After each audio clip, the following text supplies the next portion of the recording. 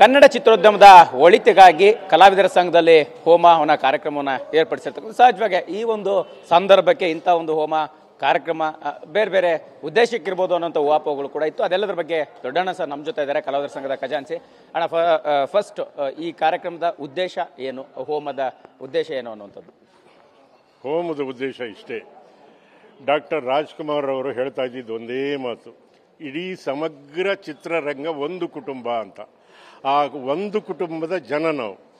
ಇದರಲ್ಲಿ ಎಲ್ಲರೂ ಸೇರ್ತಾರೆ. ಯಾರ್ಯಾರು ಸೇರ್ತಾರೆ ಅಂತಂದರೆ ನಿರ್ಮಾಪಕರು ಸೇರ್ತಾರೆ, ನಿರ್ದೇಶಕರು ಸೇರ್ತಾರೆ, ಛಾಯಾಗ್ರಾಹಕರು ಸೇರ್ತಾರೆ, ಮೇಕಪ್ ಆರ್ಟಿಸ್ಟ್ ಸೇರ್ತಾರೆ, ಒಕ್ಕೂರ್ದವ್ರು ಸೇರ್ತಾರೆ, ಗೊತ್ತಾಯ್ತಾ?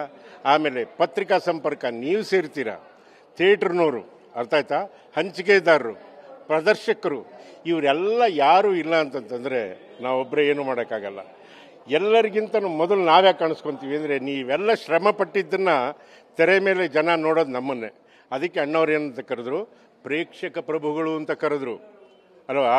ಹಾಗಾಗಿ ಎಲ್ಲ ಸಮಗ್ರ ಚಿತ್ರರಂಗದ ಒಳಿತಿಗಾಗಿ ಆಗಬೇಕು ಅನ್ನೋದು ಉದ್ದೇಶ.